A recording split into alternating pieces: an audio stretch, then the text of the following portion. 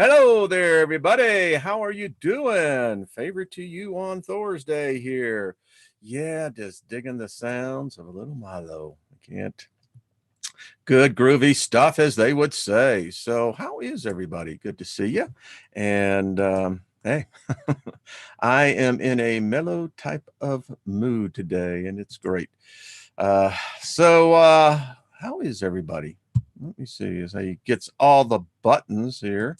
So good to see everybody. And speaking great favor over your life, nothing missing, nothing broken. Only way to go through life. That's the way I look at it. And happy birthday if you're having one, and welcome one and all. Hello there, everyone in the chat room. Hello, Deborah Sloan. How are you doing, dear? Robert V is in the house. How are you? Favor to you, brother. David Castle, much favor to you. Hey, man. Lois is in the house. How are you doing? Susie Q, what's up? Bernadette, hello. David Barry, how are you, my brother? Good to see you. And Elda Barry and Woke Dealer, Pink Sarisa, how are you doing? And Kimberly, Claire, good to see you. Beloved Abstract, I'll take a slice of that bread, please, to send it over. I like it good. Hey, Smoochy, Smoochy, I love that. Great handle. Waves of Art in San Diego, how are you? Invoke favor over your life. Absolutely. Michael Melding, how are you doing? Gaia, how are you? Speaking favor to you and Paul as well. Martin and Heidi, how are you? Favor to you as well. Boy, let's see. There are a lot of people. Hey, Nina, what's up, girl? Good to see you. And good to see you as well. The White Rose Tarot, how are you? Welcome. John Price, good to see you. Targeted in Ireland. Duck. That's the best thing I can say. Welcome, welcome. So glad to have you here. DC, is that D Chillin? Hey, good to see you. What's happening? Kenneth, good to see you as well. And Charles, good to see you. Rock and roll, I'll tell you. Just got a kind of a groovy type of groove going on. It's mellow, man. I just, hey, Emperor Rex, how you doing, Morgan? Greetings, salutations, and all that other good stuff. So, what's happening, folks? Let's just kind of keeping up here in the chat room. That can get distracting at times. So, tonight on the Steiger Perspective over on artistfirst.com, 10 p.m. Eastern, 8 p.m. here in the Mountain Time Zone. I'm going to be doing a little 4th of July. All things un-American. Going to be a good one. Oh, yeah. So check it out. You know that is where we do the free form. We've got no restrictions. We have no censorship, and free thought and free speech reigns true. So thank you, Artists First. Great place to go. I just want to say a big thank you to, I tell you what, I was expecting to get a lot of pushback, but yesterday's program, just the number of emails was overwhelming. Thank you. So many people appreciated it. Yeah, it's one of those things that a lot of mixed emotions. I want to do a panel, and if you'd like to be on this panel and feel that you have qualities or something that you can add to this, I want to get a panel and discuss spirituality versus sexuality. Are the two co-signed to each other?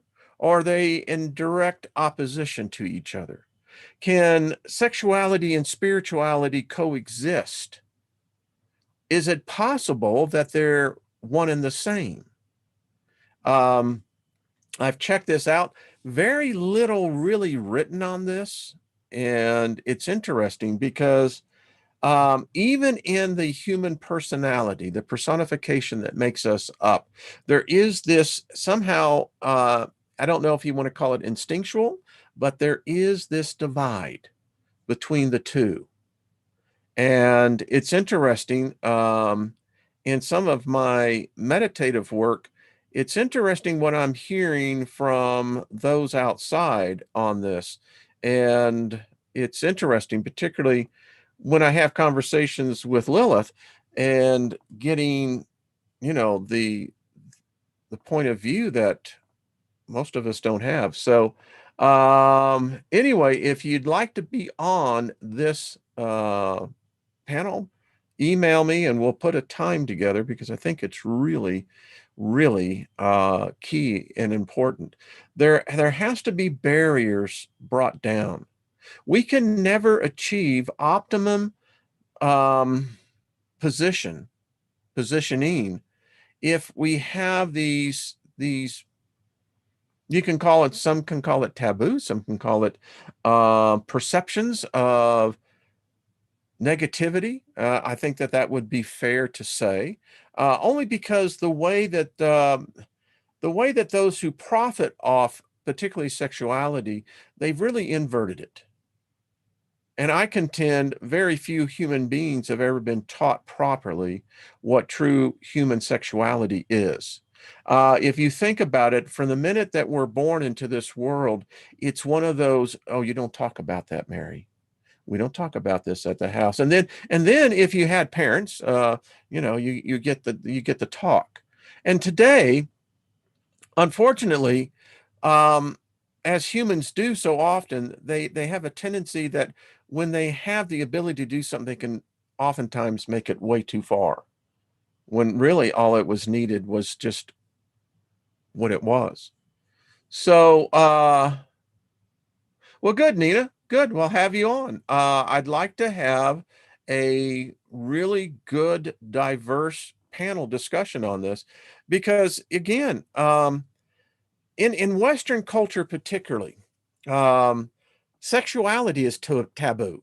Oh, we like to think that we are progressed and that, we're intelligent and that we are liberal and progressive in our views, but we're not. We're highly repressed as a species.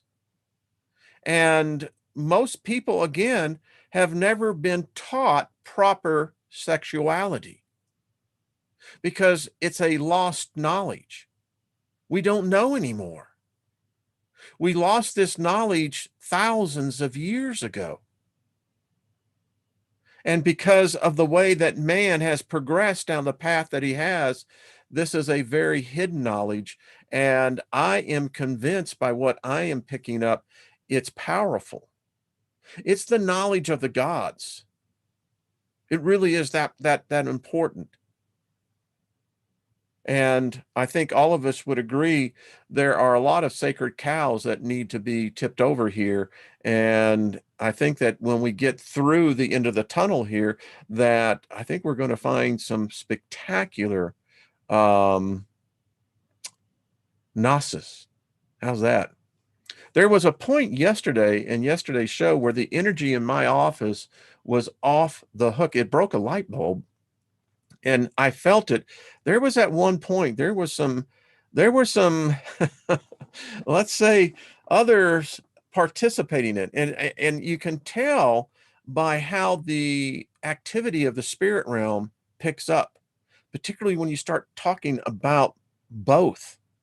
It's very obvious that in the spirit realm, this is something that apparently they feel it's something that we over here in the death realm, the living dead, is what we are. We are the living dead, that we need to remember again. So anyway, I think it's going to be a lively discussion. All right. Cheers, everyone. Trust you're doing good.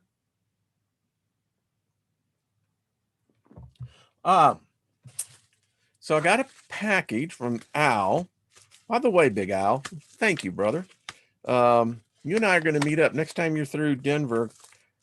Let me know, and we're going to hook up. So anyway, I get this, and by the way, this package, it's got like, glue from, I've never seen such strong glue. I mean, literally, it took almost 2 mules to pull it apart, and it still does. So Al has sent me a group of the soul tribe cards. I haven't even opened them, so I'm kind of excited to see what these are. I saw with Robert V. And hey, Brian, how you doing, brother? So yeah, so there's our brother Brian, who's on the other side. And so anyway, yeah, good looking cards here, by the way, Al. Fantastic artwork. And I'll be getting to know the Brian Burnett wild card, all powerful. So Big Al, if you're listening, what is the now I got to open this thing up if I can. I mean, if it's as sealed as the package was, we'd be here all day trying to get into it. But anyway, you need to get yourself one of these while they're available. I think they're going into a second reprint.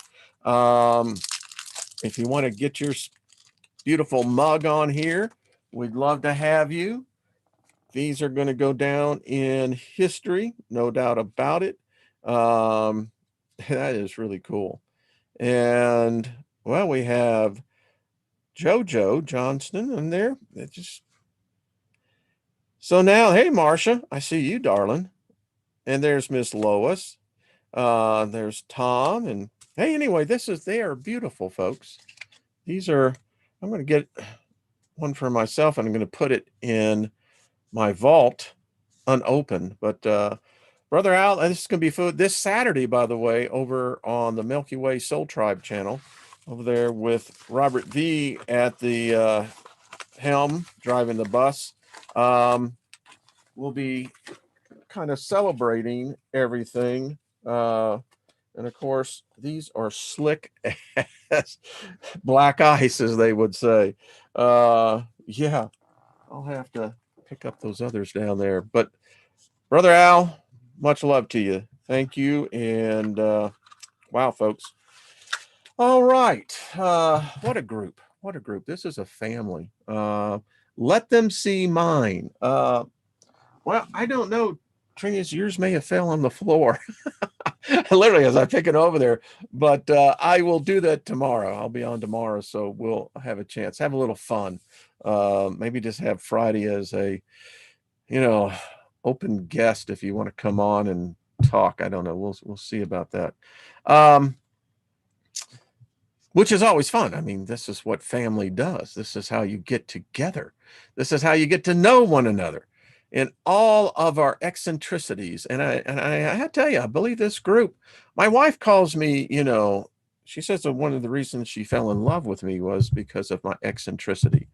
Stimulating, as she said. Challenging at times. We'll be celebrating 10 years on September 9. Yeah. We were married on 9/9 10 years ago. So there you go. Numbers play a big role. Hey, Posey, what's up? Beloved Abstract, again, I want some of that cake. Mike Matthews, what's going on? So, hello, Curtis. So, got this book, and am I having fun with it? It's probably one of the more detailed books that I can. This is definitely, again, it's college level reading. But folks, let's see. I'll get you, Nina. That's for sure. Don't worry, hon. Hey, Copper, what's up? Good to see you. So, hey, Carol. This is probably one of the most interesting books. It's called The Human Personality and Its Survival of Bodily Death, written by Frederick W.H. Myers. Isn't it interesting how you can read backwards? Try that sometimes. Well, thank you, Nina. Appreciate that. Hey, Ann, good to see you. Now, it's the rest of it goes with, it's a full discussion of strange psychic phenomenon of all sorts, including evidence of communication from departed spirits. Now, this is an amazing research book of what they have done here. And ladies and gentlemen, if you had any doubt, about going into the land of the living, it's real. One of the things I found interesting here in the book as I was scanning through it last night, preparing to get the pieces that I'm ready to delve into, is the fact that apparently virtually every one of us have been contacted. Not just once. If you've had, for instance, your parents have passed over, um, they have tried to come and communicate with you. Um, Many sense, those who are empathic, intuitive, sensitives, can pick up on it much more readily. Interesting, we have seemed to shift in a different time space where the barriers between the two realms are getting thinner. Um, it seems to be that our loved ones, it's important enough for them when they become, and some of it's a shock, but many seem to adapt very quickly, and they all come back to kiss us, to wish us well, I guess is the best way. Many make a point to focus once they begin to learn things over there, to come over here. But one thing is very obvious: the the connection, if it's not responded to, and it's merely the person on the living realm, the connection will eventually dissipate. It's interesting. So much about physics, laws that we, who is the book author again? Frederick W.H. Myers. I cannot vouch for it. When I found the book, it was enough as I got to look into it that I bought it. It is one that I would encourage everyone. I'm trying to see, probably can get it on Amazon. Um, and I wish I could give you a costing factor on this. I don't know.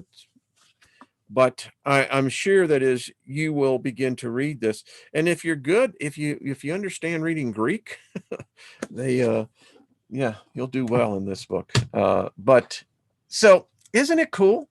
I mean, the evidence is there. And the more that we prepare over here, it does have a beneficial effect over there. It's like flossing your teeth.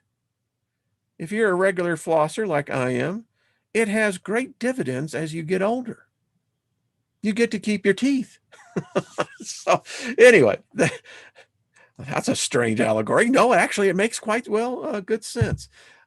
Is it volume 1 or 2? Morgan says. I believe it's a combined of both. As I read in the introduction, it is a combination of both books, 1 and 2. Yeah, yeah. I'm going to be referring to this, and if others of you get the book, let me know. We can maybe do a reading long. It's all Greek to me. Paul Joe, ain't it the truth, though? That's all I got to say. It is. Okay. So, now I understand a little bit more about customs outside the United States, the westernized Godspell. In many Latin American countries, they have the celebration, the Day of the Dead. I get it now. Duh. I really do. In fact, it's probably heavily participated on the other side. We don't give enough recognition to those who have passed over because we're so busy in this realm of dying. And that's what we're doing. Everything dies here. Everything. Anyway. Mike says, I see doves gathered in my yard when I lost loved ones. That's interesting. I can see that.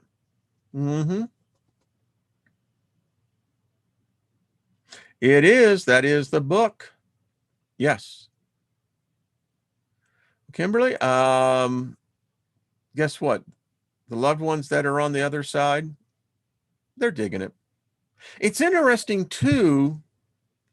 Something I'm finding out is what our core image, the beliefs that maybe sometimes we don't even want to recognize, acknowledge, play a powerful role in framing what your entrance is going to be like on the other side.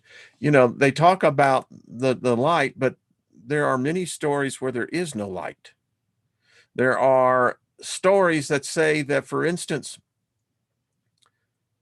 many of what we would call the dead, the living, their reality in many cases is what it was when they passed over. The residual memory of how they perceived everything is duplicated, which brings up why we're here today talking.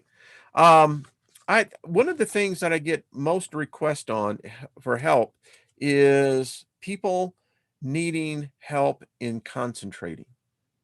Concentration is a discipline. It's laborious. It's tiring uh, in the spiritual aspect. You do have to labor over it.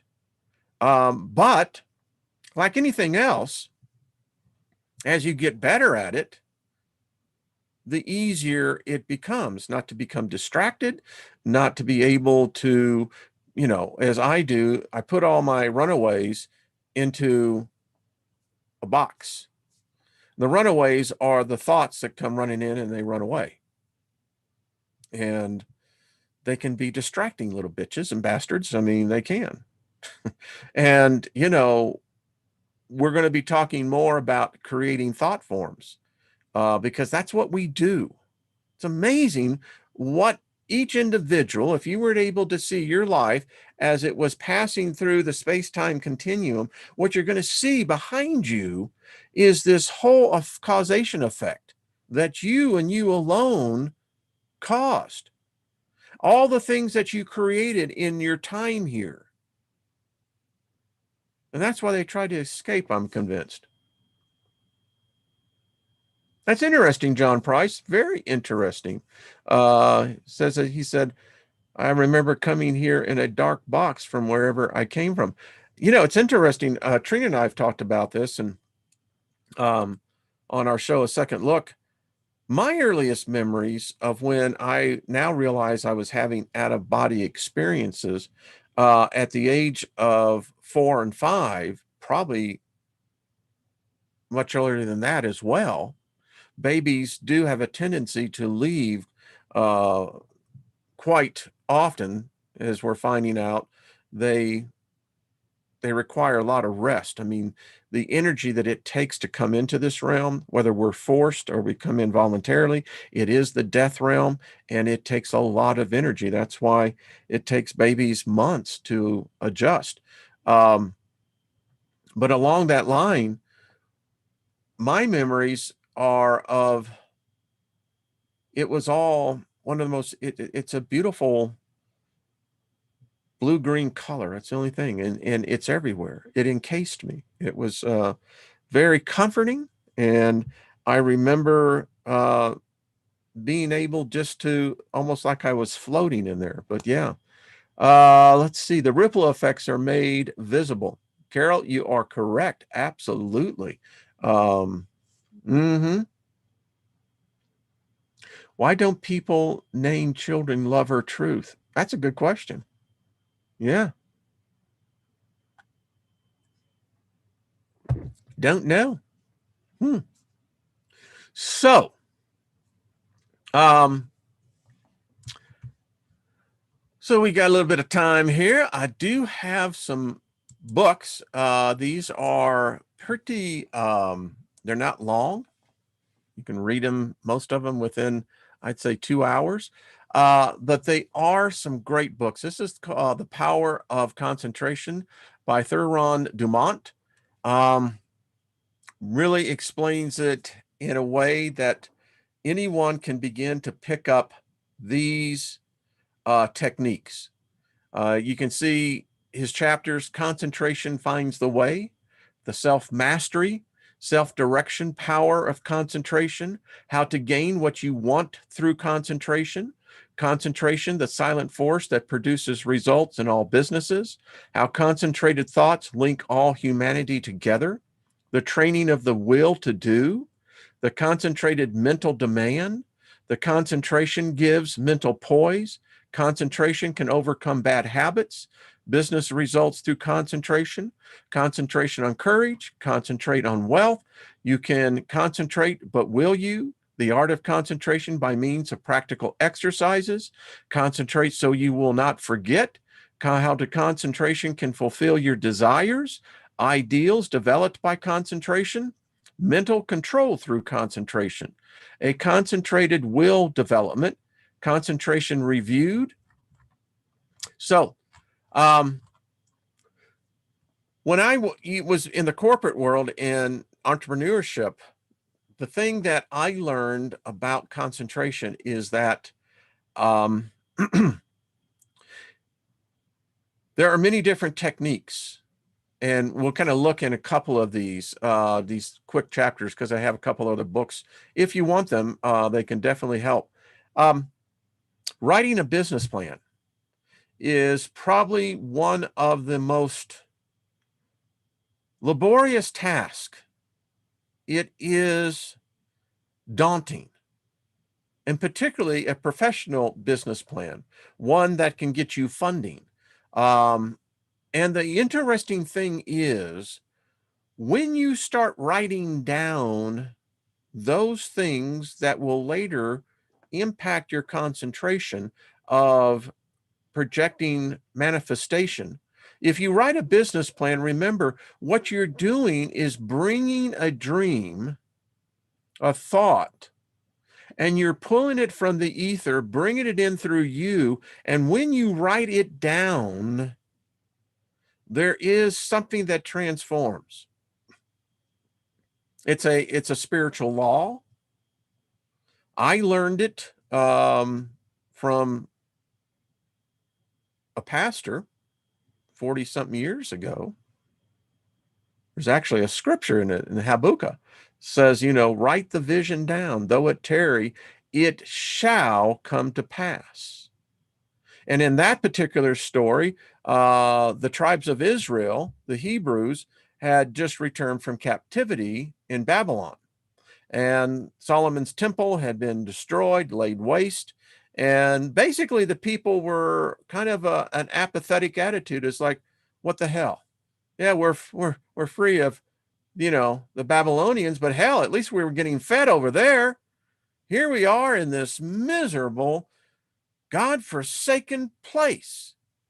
So, according to the story, God speaks to the prophet Habakkuk and says, well, what you need to do is to go at the gate entrance where the people pass each day, and I want you to draw out the temple and what the city is going to look like. The reason for that was because he was using a technique that if you go back to the days of Isaac learned this principle when he was working for his uncle Laban, who was cheating him.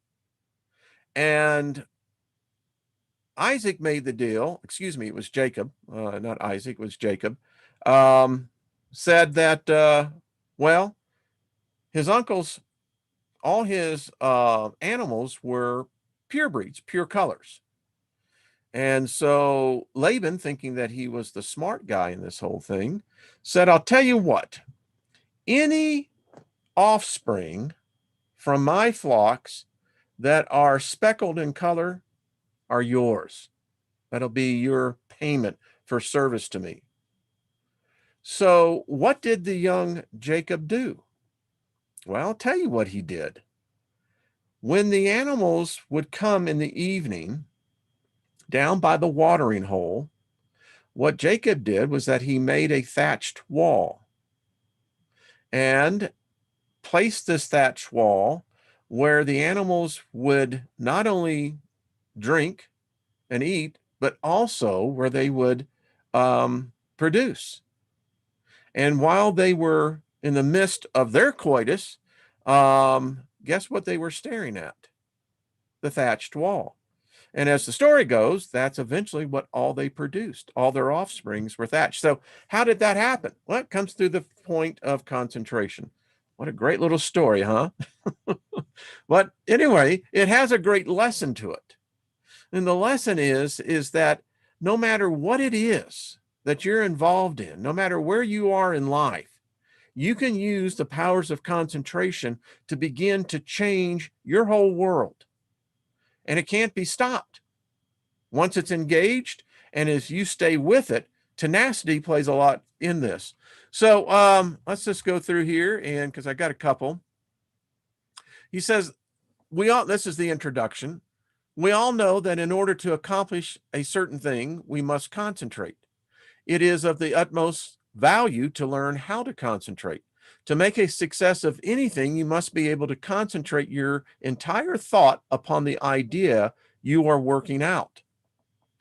And it's hard. I wish I could tell you it requires effort. Do not become discouraged if you are unable to hold your thought on a subject for very long at first. There are very few that can.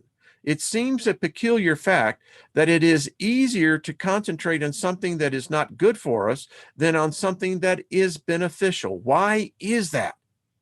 Why is it that we fall so susceptible to what I call the laziness? Thinking of things, and what I refer to this as is worry. More people concentrate on worry than they concentrate on faith. It's a fact. It says, then on some things, this tendency is overcome when we learn to concentrate consciously.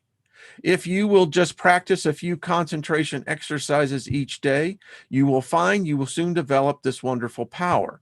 Success is assured when you are able to concentrate, for you are then able to utilize for your good all constructive thoughts and shut out all the destructive ones. It is of the greatest value to be able to think only that which will be beneficial. It's weird, but it's true. Yeah.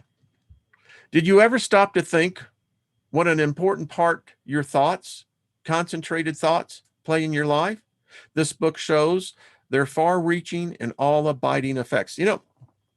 I sit and meditate. I get real quiet.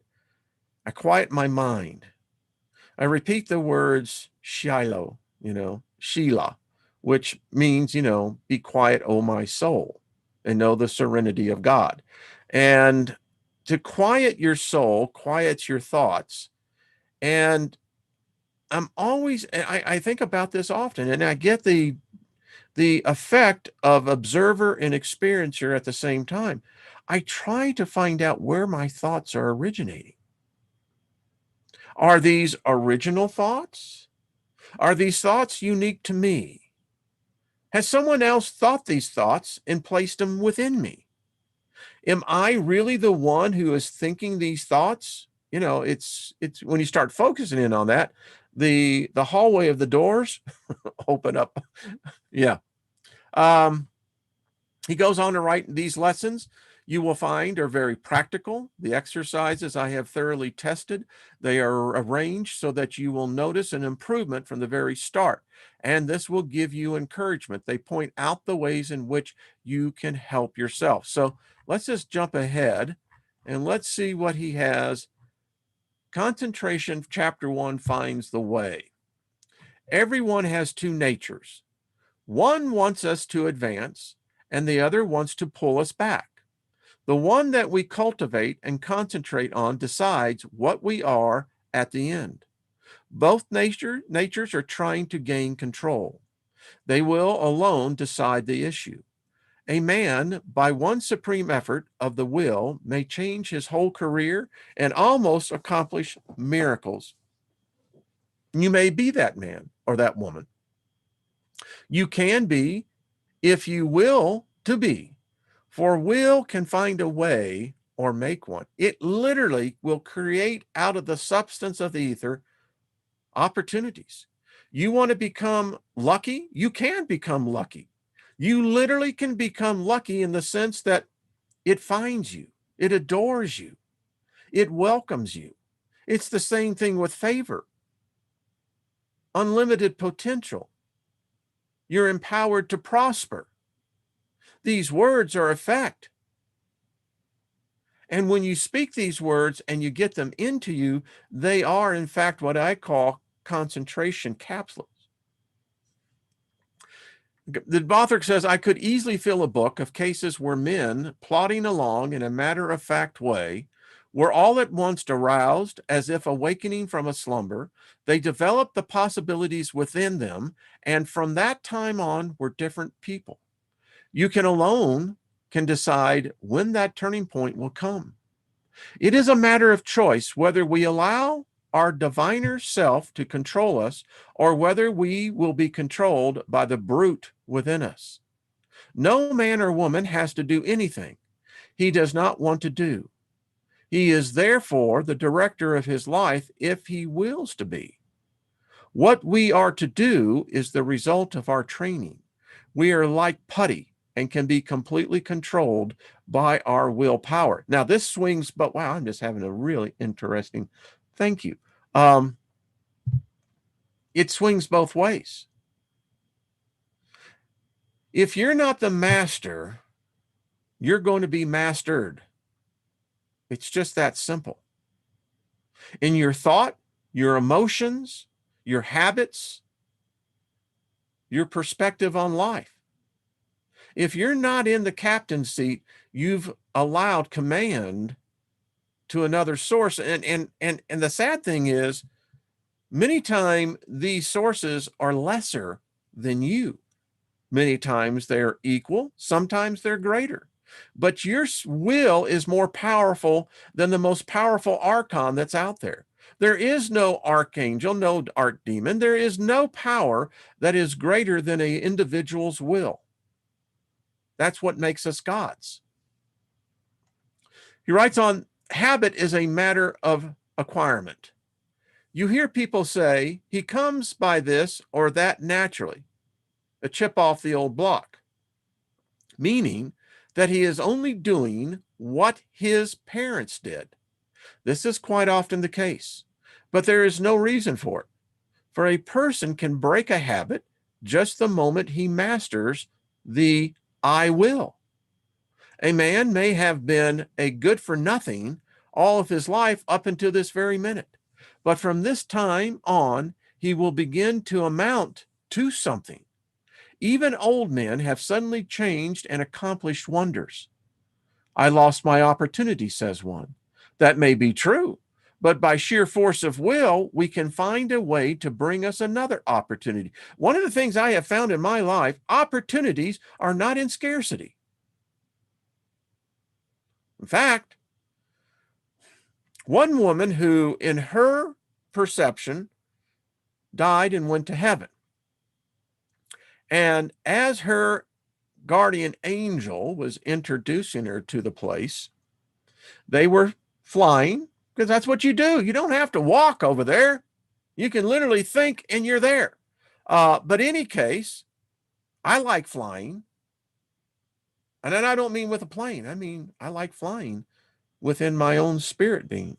But she noticed that where she was going to be living now, that there were these vast warehouses sitting on the property. And she asked the angel, what are those buildings? And he says, what I'm about to show you may cause you grief, but I want to let you know that it's here now for you, but it could have been for you over there. And when she walked in, the building was full with treasures. Furniture, painting, there were houses in it, there were cars. I mean, there was all this. Now you say, well, what does a person need a car in heaven? What do you think that this place is like? Anyway, we don't even get it if it doesn't exist, but it does exist. Figure that one out. But anyway, the point was that these were the opportunities, every one of them presented to her in her life. But because she did not believe, did not see it that she was worthy, and this simply through the lack of authority of the I will, she didn't enjoy them here. I think that's how many of us go through life. Opportunities abound. You ask your spirit guides, ask the spirits themselves to provide you opportunities. They're everywhere. There is no truth in the saying that opportunity knocks at our door but once in a lifetime. That's bullshit. The fact is, opportunity never seeks us. We must seek it. You need to knock on the door, you know? Say, hey, man, I belong in there. You know, well, do you know the secret passcode? Yeah. Get the freak out of my way. I'm coming in. Sure. What usually turns out to be one man's opportunity was another man's loss. One of the things I found out when I was a part of developing the internet, and particularly e-commerce, was that you may have an idea, but if you don't act on it, I will guarantee you this: somebody else will pick up on that. Guarantee it. It's happened to me. It's happened to my colleagues, my business associates, time after time. I can remember particularly one time we were all on a retreat, and one of the team members had an idea, and the rest of the board said, no, we got too much going on. We regretted that. In this day, one man's brain is matched against another's. If it is often the quickest of the brain action that determines the result. One man thinks, I will do it. But while he procrastinates, the other goes ahead and does the work. They both have the same opportunity. The one will complain of his lost chance, but it should teach him a lesson. It will, if he is seeking the path that leads to success. It goes on to write, many persons read good books, but say they do not get much good out of them.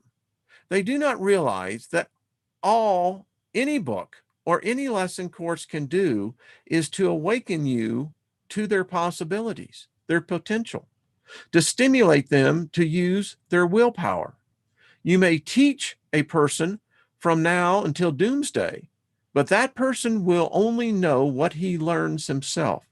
You can lead him to the fountain, but you can't make him drink. Many of them will die of dehydration because they're stubborn. Any of you stubborn? All right. I want to get into what he actually recommends here. You can get the book. Well, as you can see, he continues to bring up the example of how to put this. Let's see, the self-mastery, self-direction power of concentration. Man, from a physiological standpoint of development, is not what he should be. He does not possess the self-mastery, the self-directing power of concentration that is his by right. He does not train himself in a way to promote self-mastery. Every balanced mind possesses the faculties whose chief duties are to engineer, direct, and concentrate the operations of the mind, both in a mental and physical sense. Man must learn to control not only his mind, but his bodily movements as well. When the controlling faculties, autonomic, are in an untrained condition, the impulses, passions, emotions, thoughts, actions, and habits of the person suffer from lack of regulation, and the procedure of mental concentration is not good. Not because the mind is necessarily weak in the atomic department of the faculties, but because the mind is not properly trained. When the self-regulating faculties are not developed, the impulses, appetites, emotions, and passions have full swing to do as they please, and the mind becomes impulsive, restless, emotional, irregular in its actions. This is what makes mental concentration poor. When the self-guiding faculties are weak in development, the person always lacks the power of mental concentration. Therefore, you cannot learn to concentrate until you develop those very powers that qualify you to be able to concentrate. So if you cannot concentrate, one of the following is the cause. 1, deficiency of the motor center, an impulsive and emotional mind, an untrained mind. The last fault can soon be removed by systematic practice. It is the easiest to correct. The impulsive and emotional state of mind can best be corrected by restraining anger, passion, and excitement, hatred, strong impulses, intense emotions, fretfulness, etc., worry. It is possible to concentrate when you are, it is impossible to concentrate when you are in any of these excited states. And one of the things I have an email that I'm going to be writing to someone is that they're struggling, but what I read in their emails was that they were struggling. They had a lot of anger inside. And folks, I'll just tell you, if you're a practitioner of magic, let's say manifestation of your will, if you have anger inside, it's a block. It will absolutely prevent any results, any beneficial results.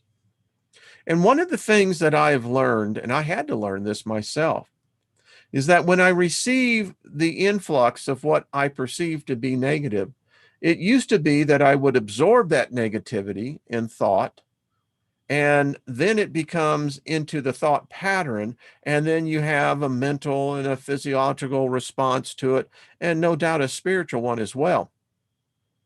What I do now is that I consume it.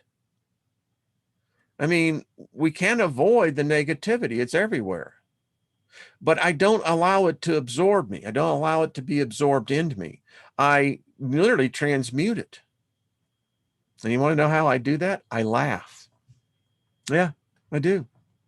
Um, he writes on that these can be naturally decreased by avoiding such food and drinks as have nerve weakening or stimulating influences, or a tendency to stir up the passions, the impulses, and the emotions.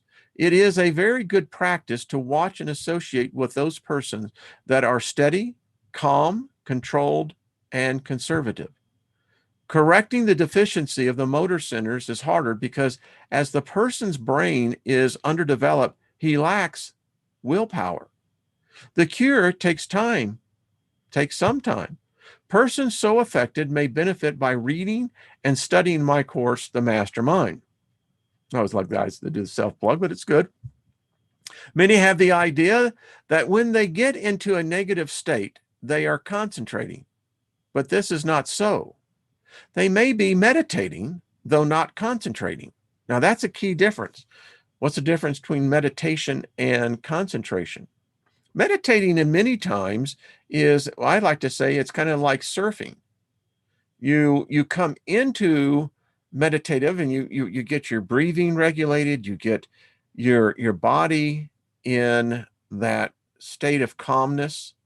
You focus in on the mind. But the great thing about meditating is that I can meditate, and many times I'll just meditate simply on, I have a blue sphere of energy and I play with it often. I I use the word play, but I in my mind in meditating. And it's fascinating because a lot of thoughts come along. A lot of spirits do as well. Anyway, so those that are in a negative state of a good deal of the time cannot, as a rule, concentrate very well. They develop instead abstraction of the mind or absence of mind. Their power of concentration becomes weaker and they find it difficult to concentrate on anything. They very often injure the brain if they keep up this state. To be able to concentrate, you must possess strength of mind. The person that is feeble-minded cannot concentrate his mind because of lack of will. The mind that cannot center itself on a specific, special subject or thought is weak. Also, the mind, that cannot draw itself from a subject or thought is weak. But the person that can center his mind on any problem, no matter what it is, and remove any unharmonious impressions has strength of mind. Concentration first, last, and all the time means strength of mind.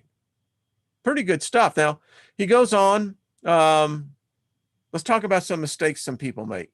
If you waste your time reading sensational stories or worthless newspaper items, you excite the impulsive and the emotional faculties. And this means you're weakening your power of concentration. You will not be a free engineer, able to pilot yourself to success. I believe that this is probably one of the biggest dangers that I see today in the way that the AI has captured people's minds. I believe that the vast majority of people who are addicted to their cell phones and their apps are no longer able, their brains have been injured. They do not have the ability any longer to truly concentrate because they don't have the capacity for focus. Recently, I read in Psychology Today, it's now less than 9 seconds. Children, young adults, millennials, 20-somethings, 30-somethings, it's bad. If the computer system and the grid goes down, we're screwed because these people won't know what to do. Man, that's a freaky scenario. That's all I got to say. Concentration of the mind can only be developed by watching yourself closely. All kinds of development commence with close attention.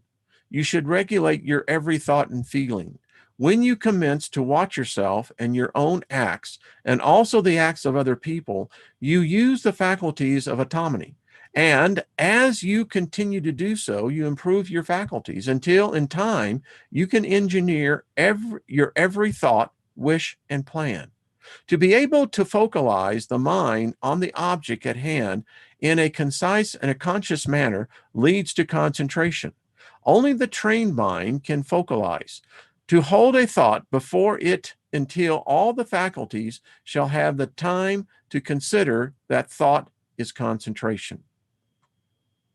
Wow. To hold a thought before it until all the faculties. Isn't that interesting?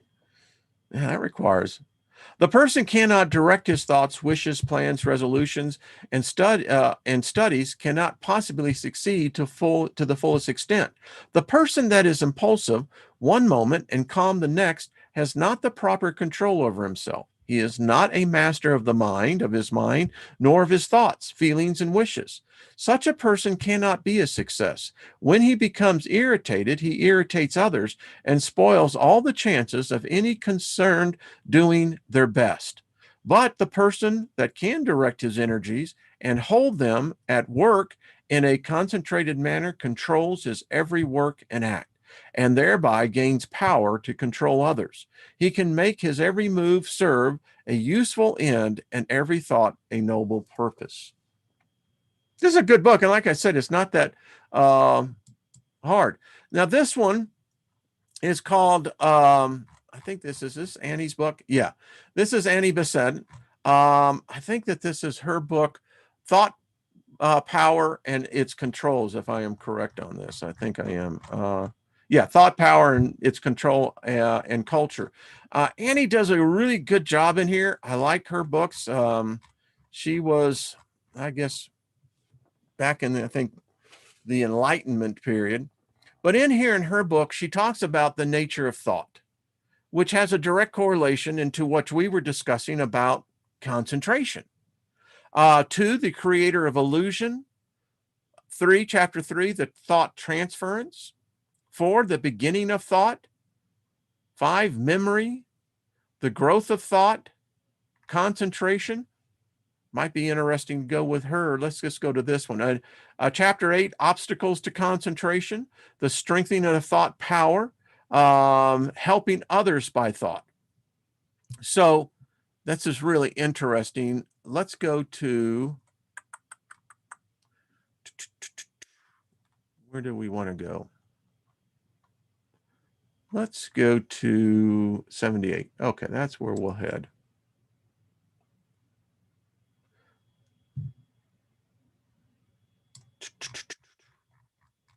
One second. I've already passed up. Well, I got another book in here. We'll get back to that one. Finally, the last one. I'm not spending enough time on each one of these, but they're there for you if you want them. Add them to your library. The Manifestation of Intent for Personal and Mutual Benefit. This is written by Matthew Webb. This is another short read. And we got time just to get into a little bit of it. There is an ultimate destination in the study of all subjects, from spirituality, philosophy, theology, biology, sociology, to the occult. This foundational science of all sciences, upon which all others are based, is known as consciousness. The study of consciousness gives direct insight into the ongoing process of creation, both within us and in the universe at large. Because it is an integral part of our being and is in fact the most fundamental and essential part, our study of this ultimate science can be a tricky business. When we study consciousness and its composing elements, we are also studying ourselves, so that the student and that which is being studied are one and the same thing. For this reason, a controlled basis for experimentation and conclusion is difficult to achieve when the subject of experimentation is also the experimenter. Nevertheless, it is well within our ability to know consciousness and therefore ourselves. As we learn more about this true self of ours, the ability to see even more clearly into cosmic truth and the depths of the human soul is repeatedly increased. Certain psychic powers are also gained. This is a real short one, folks. In fact, we may pick up on this one again next time we get together. This one is really good because it talks about intent. I know we discussed this. I know Trina and I talk about intent. And I've heard others talk about it. The intent combined with the concentration and the mastery of I will bring you to a place of, paradise. You can literally be in paradise in the midst of, the storm. And not a wind will even pass by, but right outside your being, it'll tear a person apart. So anyway, we'll get onto this one because this one is another good one. And again, not enough time in the day. So there we go. I hope it was fun. It's good stuff, folks. We're going to get better at this. And, this is what I really enjoy about this group. And then watching the other channels, because inevitably we're all endeavoring to get to the same place. And when we come together, we begin to multiply the power factor. There's an old expression that says iron sharpens iron.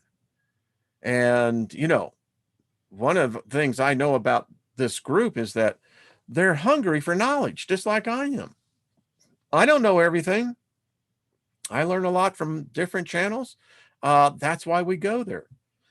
Thank you, Nina. You can become a powerhouse girl. You could literally rain it down on top of your house.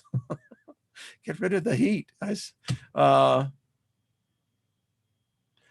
1958, you're welcome. Favored to you. And tonight, oh yeah, it's always fun when you know that Big Brother is listening, and they are. But I have fun with them anyway. That's what I just said, Mad Cow. That was an hour. I looked up there and I said, no freaking way. Never go to Walmart on LSD. Yeah, John Price, I can imagine that would be a trip. Whoa. Back in the day when I was, into LSD, we didn't have Walmart. In Houston, Texas, and those of you listeners in Houston, you'll know this. Back in the day when the Galleria was just first open, a friend of mine, John Scott, and I dropped some strawberry acid, and we went to the Galleria. And they had one of those Persian rugs stores, you know, that have the Persian rugs, they pile them up, you know, and they hang them up. Well, we got, you know, when they hang those up, it's a real trip when you get in between them. I mean, the tactile sensory is just off the chart. And of course, these Persian rugs all got designs on them anyway. So anyway, John, that would be my closest of going to a store. I don't think I'd go to Walmart. I mean, that could potentially put you in a really strange place. I mean, you got to love Walmart. I mean, I think a lot of aliens go to Walmart. I really do. Because you see things there that you just don't see anywhere else. That's all I can say. Ah, beloved abstract says, I almost did once. I bet that could be a trip. All right. Well,